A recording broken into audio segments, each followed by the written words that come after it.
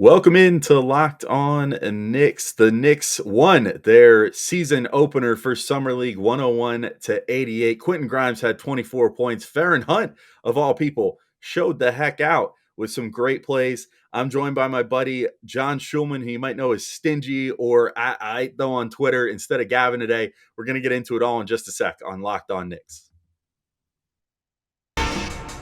You are Locked On Knicks, your daily New York Knicks podcast, part of the Locked On Podcast Network, your team every day.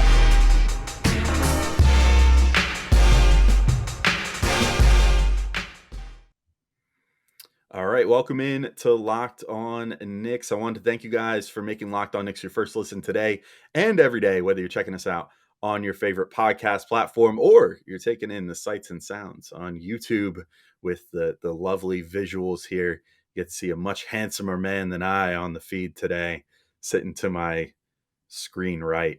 And I am Alex Wolf. I'm editor-in-chief of Knicks site, The Strickland, which you can find at thestrick.land. I'm joined by one of my buddies from the Strickland, one of my old pals. What did you tell me? My friendo, Jon Schulman, who you might know as Stingy from his P&T or Strickland days, and at Aito on Twitter. John, Stingy, friendo, how you doing today, buddy? How did you enjoy this first win by the Knicks in Summer League? I'm doing great. So happy to be here. I'm just glad to see the Knicks playing ball again. Even if it's the summer Knicks, I still like those guys. And, I mostly look at Summer League as a chance to see if somebody's developing like more of a micro skill here or there. And, I guess we'll talk about it. But I'm happy to be here. I'm happy to have you here, buddy. It's been a little while since I caught up with you on the podcast, Too long. It's funny actually, what you just brought up sort of leads right into what I wanted to talk about first, which was I pondered on the like Summer League preview podcast. Like every year someone becomes like the star of the Summer League team. You know what I mean? Like someone gets given that like Mamba challenge, basically, of like, you're going to be the leader of this team. You're going to be the guy that's going to go out there and try to get us our points, whatever. We've seen it be in different years. Kevin Knox one year, famously. We've seen RJ Barrett take that mantle last year. I think it was kind of shared between Emmanuel Quickley and Obi Toppin. This year, I think, based off this first game, it looks like it's going to be Quentin Grimes. I think that he was really tasked with being the main guy out there, with being like sort of the engine on offense. And, he got the most minutes on the team with 32. Deuce McBride also got 31, which I think was predictable too. Like if Grimes is going to be the Obi this year, Deuce is going to be the Quickley, where I think they are both going to be pretty heavily featured. But with Grimes, I thought that they really empowered him. And what was cool was that he shot terrible in the first half. He was like, I think 1 of 9 or something like that. And, the process was good. Like it sort of reminded me of last Summer League where he really struggled with his shot at first and then sort of figured it out as time went on. Go figure, take notes, Tibbs. If you leave guys in to shoot, they can get better. But like the big thing in this game was that they let him keep going. They let him sort of, if anything, take a bigger role in the second half and, do more than he was doing in the first half. And then all of a sudden, like magic, his offense comes around and he starts hitting shots. And he also was distributing. He had a team high 8 assists in this game. So like, I really loved what I saw out of him. What did you think of Grimes and his overall effort, which I guess mention he had 24 points, 8 assists. And then the shooting still was not great, but recovered 8 of 21 overall, 4 of 14 from 3. What did you think, John, about how he was doing? It was Brick City at first. It looked bad, for real bad. Like he was just forcing things up. And I think a lot of it, honestly, was tied to Deuce a little bit. And I think Grimes sort of is best coming off of other people's creation. So to see him, a next step for him is to figure out how to work on his own. And we saw it a little bit, but he didn't wasn't really trying to create, especially off the dribble at first. Well, more in pick and roll. Nobody could really get to the rim, which was kind of upsetting, and I think sort of made for an up and down game. But yeah, I mean, if Grimes can do a little bit more out of pick and roll, finish in transition a little bit more, which he did a couple times today, I think twice, maybe three. But yeah, I mean, finishing at the cup is a big problem for him.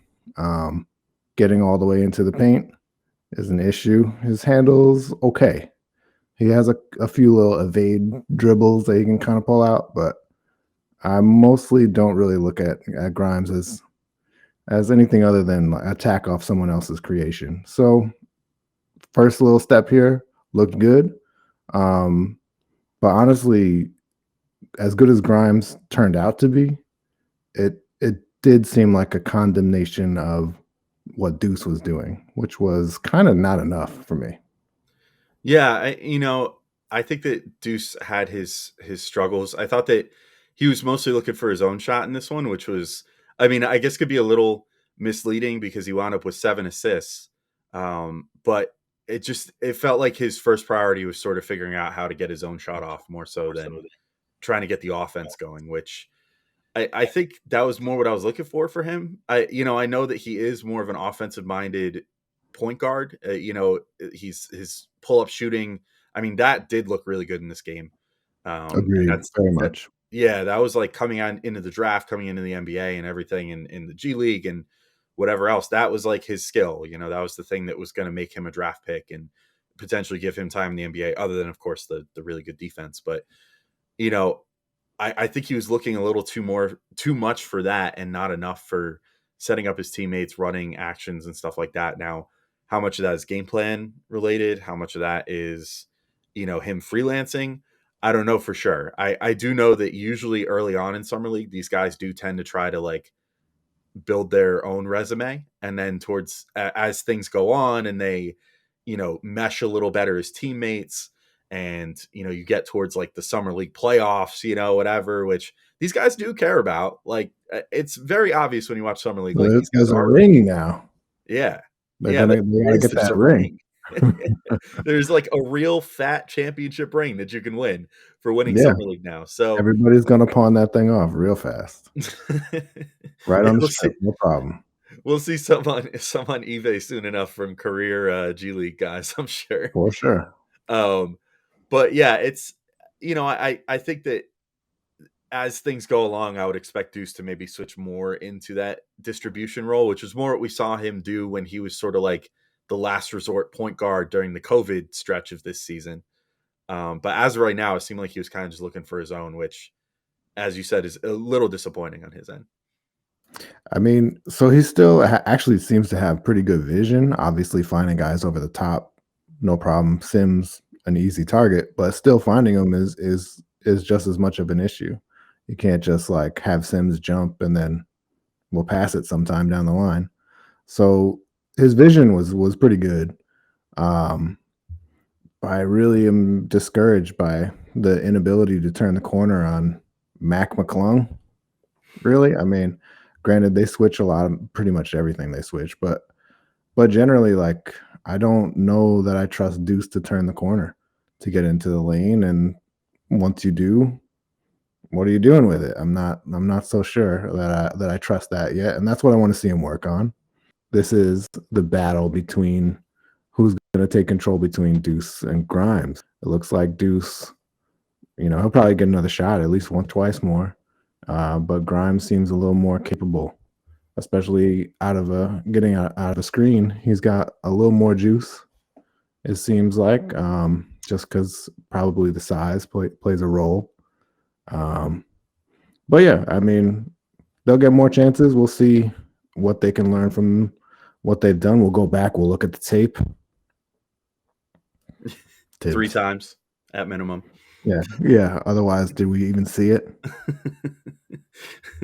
Yeah. Well, speaking of guys that definitely had the juice in this game, I think we'll be in agreement in the next segment that Farron Hunt and Jericho Sims both came with plenty of juice in this game. But I do Just have to let everybody know that today's episode is brought to you by TrueBill. Do you know why free trials renew without your consent? It's a business scam out to get you. Don't let greedy corporations pocket your money. Download TrueBill to take control of your subscriptions. TrueBill is the new app that helps you identify and stop paying for subscriptions you don't need, want, or simply forgot about.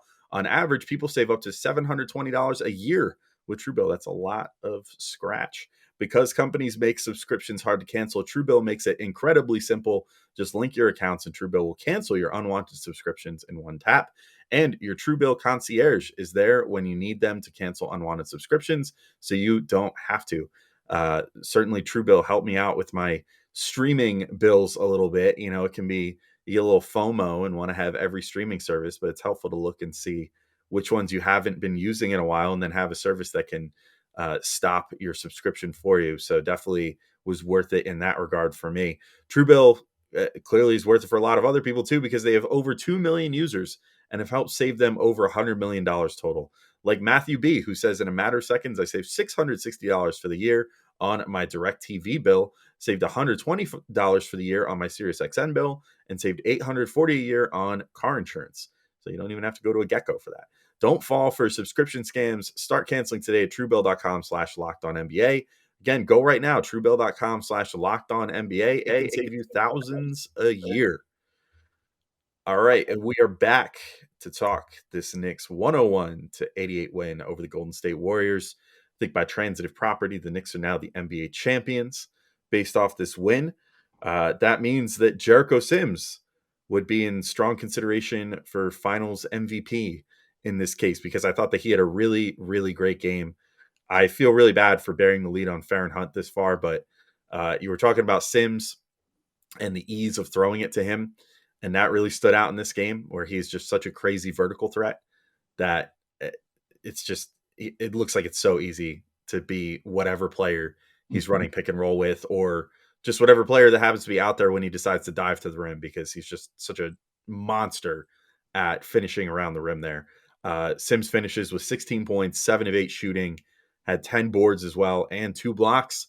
Flashed, I thought, some pretty good rim protection in this first Summer League game. And Stingy, I think a big thing that I saw that I really enjoyed out of him was not so much in the first half, but in the second half, it seemed like he was a little empowered to sort of freelance and bust out the post moves and stuff. And I remember this was something that Gavin and I talked about a lot during last year's Summer League, where Sims sort of has this like hidden bag to him. And I was pretty happy to see it. Like, I love seeing him. Something so simple as like just getting it underneath and using some good footwork to kind of clear out a little bit of space for yourself, and then using your immense vertical ability and your huge heft with your, I don't know, whatever he is, like 250-pound frame to clear a guy out and, you know, just score. I thought it was great for him. What did you think about Sims in this game? Sims was great. Honestly, doesn't seem to need a summer league to prove what we saw at the end of last year is definitely who he still is. He's super aggressive, can get out really high on the floor defensively, can get really high above the floor offensively. I love him. I mean, the fact that he's going to kick Taj to the curb, as it should rightly be done. Taj is old, like me.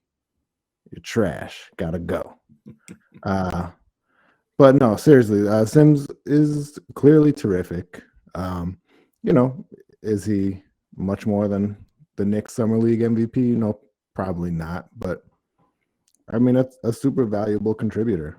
And yeah, I mean, actually, I'll say this. You know, one thing I really like to see was his ability to clearly a clear ability to grab and go, just get the ball up the floor a little bit, and he can get it to about the 3-point line, and like a quick little pitch back for IQ. That's a nice little trail in bucket. Like, IQ could hit those. If he can get that one more dribble, maybe 2 more dribbles in, get more to the free throw line area or an elbow, you know, a little pitch back from there is going to be a 3 for pretty much anybody on the team. So I thought that was actually an interesting development, and it seemed like maybe it's a concerted effort, you know, without being in the huddle. What do I know? But But no, seriously, Sims looks terrific. Doesn't need to be here, but I'm glad he is. So yeah, I'm loving it. And obviously, I think we'll head toward Hunt, but he looked pretty good too, man.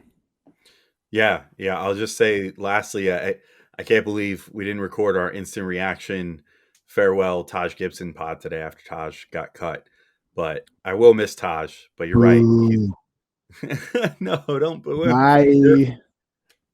I mean, you're right. He's old. It is what it is. And the Knicks have three really, really great, I think, centers on the roster now, between Mitch and Hartenstein and Sims, that all kind of give them a little something different from one another, especially Hartenstein compared to the other two. But, I think a lot of really good rebounding, some, obviously shooting with Hartenstein there, a little bit more touch with him. But, really good rim protection with Mitch, really good rebounding for both him and Sims, really good verticality, hopefully from both of them. So I think the future is looking pretty bright for the center position for the Knicks right now. But you're right. We should talk about Farron Hunt. I can't believe we've gone this long. He was the breakout star of this game. I mean, this guy, I feel so bad. Yesterday, I campaigned for like, oh man, I hope Montero really shows out. So they cut that bum Farron Hunt and give him the two-way spot. I didn't call him a bum, but the implication was there. And he was awesome in this game. He had 29 minutes, shot 8 of 12 from the floor, 17 points, 7 freaking steals. Really put that plus wingspan to use and started a lot of fast breaks and threw down some really awesome dunks. Was like super aggressive with attacking. And you were talking about turning the corner before with regards to like Deuce and all that. I mean, this dude was turning the corner and just exploding towards the rim. I mean, he was just amazing in this game. So, what do you think about Hunt and this sort of virtuoso summer league performance that he put on in this one? I mean, he's super slippery. Reminded me a lot of Obi, by just like hitting the lane and just has an extra gear. I mean, a lot of his steals were just jumping out in the passing lane, but he also just like sort of came over the top and picked off passes with guys had him pinned. Um, he's super aggressive without being over aggressive. His rotations probably jumps a little too far out sometimes, so he'll be a step behind or somebody else has to cover up. But regardless, like he creates problems for, you put him in on the back edge of whatever quarter, and you just need, let's get 2 buckets in these 2 minutes with you. I think he could get it for you pretty easily, even. I mean, as soon as the ball is up, he's gone. I mean, it's a lot like Obi in that way, where if he's going to be gone, if you see him, he's a big target. He's really fast up and down the floor. And I mean, if you want to jump with him, go ahead. But he's actually got good touch too around the rim. A couple times, like, was maybe going a little too fast for comfort. But I mean, for a summer league, just hitting the scene, exploding out, it's super exciting. I mean, I guess we can just get rid of Julius now. Yeah, I think that era is clearly over. And in fact, if you wanted to place some bets on whether the Julius Randle era is over, although spoiler alert to those that are hoping for a trade, he was sitting with the Knicks contingent during Summer League today. So that's like the second time he's been seen sitting with them this offseason, including presumably scouting his now teammate Jalen Brunson. So maybe now's not the time No, to see, keep what's that? you're burying it because Leon was talking to the pig man himself, Adrian Wojnarowski, and we all know very clearly, the bug, get out of here, I'll kill you. What we know for certain, what we know is that Leon was talking to Woj. Julius has been traded. They're working it out with whoever. You've been bombed. You're welcome. There it is. They were talking about the details of the trade. Well, if you want to bet on Julius's next destination with this huge bombshell report on Locked On Knicks, not a real bombshell, asterisk there. BetOnline.net is your number one source for all your betting needs and sports info. You can find all the latest sports developments, league reviews, and news, including Major League Baseball and probably some summer league lines on there as well. BetOnline is your continued source for all your sporting wagering information, including live betting, esports, and scores. And BetOnline.net remains the best spot for all your sports scores, podcasts, and news this season. BetOnline.net is the fastest and easiest way to check in on all your favorite sports and events, including MMA, boxing, and golf. And if you're like me and you love futures bets, I hit pretty big on a Julius Randle Most Improved Player one, not this past year, but 2021, back when things were sunshine and rainbows. You can bet on the NBA Sixth Man of the Year for 2022 to 23. Currently, Tyler Hero is sitting at the favorite at 5-2, but look who is right in there at 25-1. No other than Emmanuel Quickley of your New York Knicks. I think that's a bet that I would place 25-1. Why not? Put down like $10. You could win 250. I think that sounds like a pretty good deal to me. And honestly, if Quickley gets a consistent like 25-minute per game role this coming year, maybe something that could happen.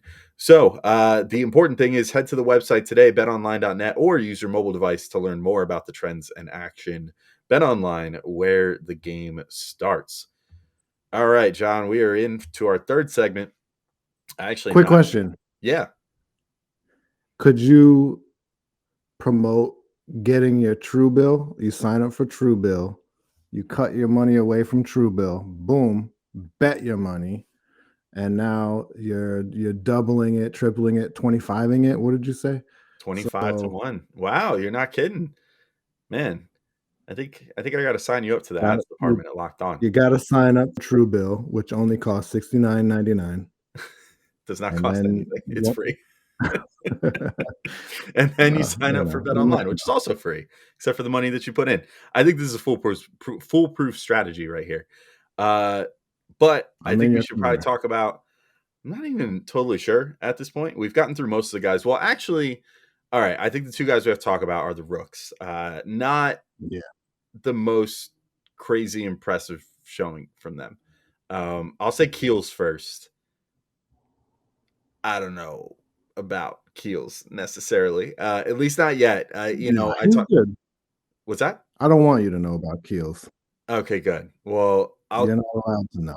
I'll say what I think I know, or at least my first impressions. And now, granted, I've been very wrong about this stuff before. I remember saying last year after game 1 in Summer League, like, Jokovitis. I didn't say he was going to be bad, but I was like, man, he really does need to go back to Europe for a bit. Like, he looks pretty bad. And then he finished off pretty strong in Summer League and put some really good minutes out there. So I won't close the book on Keels yet, but my overall impression, he was a little shot happy. He seemed like on a team that was full of, at least 3 out of all 4. All 4 of the guys that he was starting with were guys that got time on the big Knicks last year. And 3 of them are guys that factor pretty decently into their future, I think. So I think he was maybe trying a bit hard to sort of prove himself. As a result, I thought his shot selection was not fantastic, and he didn't shoot very well. 1 of 8 shooting, just 3 points, which he made on a 3-pointer. Did have 6 boards, had 4 steals. I did like, he gambles a bit on defense, but he did have pretty good instincts as far as that was concerned, I thought. So I think the jury's out on him, but I wasn't super impressed with this first game. I would love to see some improvements out of him, particularly with playing more in the offense, which I think should come with time. Sort of like what I was saying with Deuce, hopefully, being more of a distributor going forward. But what was your take on Keels in this game and what he did out there? So my take is that obviously you're wrong. Probably, but right. I think a lot of his issue with pressing things was just nobody could break the defense down, and I think he actually, to me, showed a good first step. Was able to get into the lane a little bit tighter in than the point guard, the starting point guard there. So, I mean, I actually really thought he was trying to just help grease the gears, and he did it a little bit. I think we ended up seeing that it sort of helped out with Grimes in the second half. I thought Keels' vision was pretty good too. Found Sims a couple times. Found Daquan Jeffries. I might be forgetting his first name.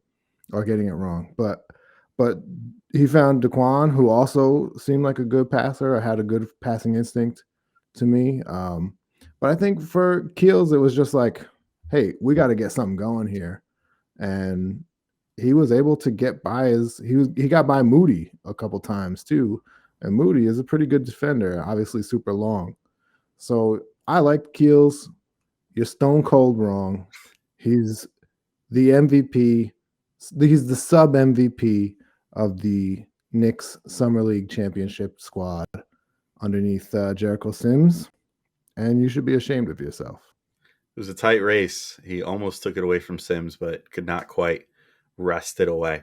Yeah, I mean, like I said, I don't totally like dislike what we saw. I think if a couple more of the shots fell, I'd be singing a different tune. You know, shots falling is always, you know, the cure for all ails, as far as if a guy's putting up, you know, not great box score numbers. And I mean, I don't know. I thought more I think about it, which said, yeah, I think some of the stuff is, you know, that he was putting out there looks like it could work, but I do worry a bit about his physical profile and stuff. Like he can get to the rim, but is he going to be able to finish? Because I just think he's not super, like, obviously he's not super lengthy. He had really bad like combine measurements and stuff.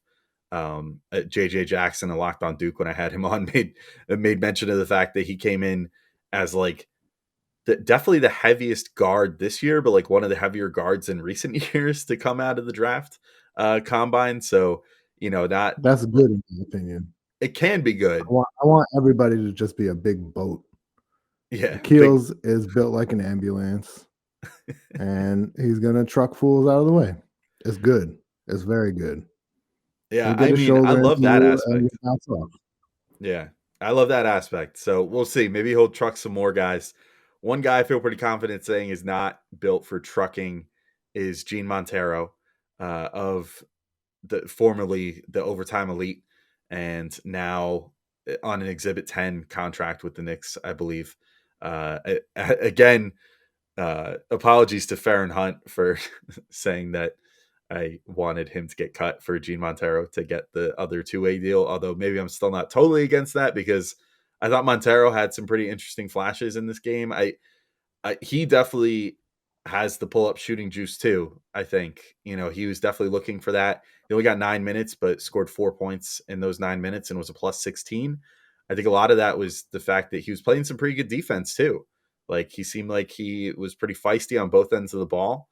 I will say some of what the scouting reports suggest, where he's maybe not the most distribution minded point guard, rings true. But to be fair to him, the Knicks didn't exactly run him on ball every time down the floor when he was in the game. So he was sort of playing off ball and then getting a quick handoff up top kind of thing and being told like, okay, figure out a shot.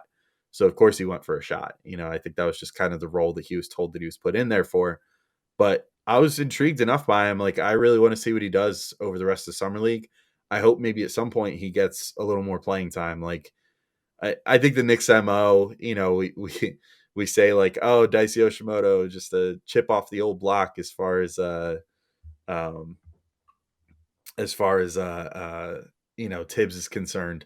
He, you know, will play his guys a lot in summer league even, and then you know, eventually scale back once it hits the end of the summer league season and start giving guys less minutes. So I really hope we get to see more out of Montero later on in summer league. But to close off the show, Stingy, what did you think about Montero and his performance in this game? Well, I mean, very obviously he's no Farron Hunt, and you should be ashamed of yourself. I've already eaten crow. Okay. Yeah. Like, you don't have to kick me while I'm down. There's so many crows here. No, you know, so actually it is I think Aaron Brooks is on the Knicks coaching staff, if I'm not mistaken. And Montero kind of reminds me of Aaron Brooks. He's really slight, so even his activity on defense, which was good, he can just kind of be just pushed off the spot with like minimal effort. I would like to see him be able to shoot from deeper range if he's going to be that slight. He's small. He's for real small. I mean, he had the one. He got a pass in the corner open, and decided to go for a dunk or something, and just got swallowed. Guys who were not there, and he was also just too cool. He played it too cool all game. And I mean, you got your little Exhibit 10 money. I get it. I would feel pretty cool too. But I don't know. In the summer league, that's not gonna get it done. Like, people are out here in summer league, like, fighting for their lives. It's like it's the danger zone. So he didn't really seem interested in it in a way. And like you said, like, maybe it is just, hey, we need you to do this, this, this, and he's doing this, this, this. So, it's fine. But he didn't make a big splash. Yeah. Game 1. No big deal. It was kind of funny. Last thing that I'll just like harp on. I mean, first off, ESPN's broadcast is always a mess during the summer league. Like, I don't know what they're thinking, where they just don't show the action for like long stretches of time. And like the announcers, if they're like interviewing someone, just pretend that the stuff on the court isn't even happening for a few minutes. But at one point, Doris Burke and Mark Jones were saying something to the effect of, like, oh yeah, it's so fun here. Like, nothing matters. Like, none of these games matter for anybody. And I'm like, yeah, other than the guys that are trying to fight for like their NBA vet minimum contract. My God, like, come on, have a little perspective. Yeah, they say that, and then they're like, Mac McClung is out here trying everything to make it to an NBA team. He was with the Lakers, now he's with the Warriors. He's incredible. But none of it matters. He kind of stinks. But it doesn't matter. But none of it matters. Anyway, all right. Well, since none of it matters, we should probably wrap up this show. So, Stingy, thanks so much for popping on, man. I really appreciate you coming on and talking Summer League Game 1 with me in lieu of Gavin, who's enjoying a nice vacation this weekend. It doesn't matter. It doesn't matter, though. So Gavin doesn't matter. Do you have anything you want to oh, don't say that. Do you have anything you want to promote before we get off here, Stingy? The only thing I want to promote is that nothing matters. It's good a note as any to go out on. So, since nothing matters, thank you all for listening to Locked On Knicks. We will be back with more Summer League coverage, game recaps after every single Summer League game. So keep your eyes and ears out for that. And we will also have some other great episodes coming with some good guests to break down both Summer League action and just roster building and whatever other stuff everybody wants to hear about. So keep yourself tuned to the Locked On Knicks feed. We got plenty of episodes still coming your way. Till next time, thanks for listening, everybody. Peace out. Talk to you all soon.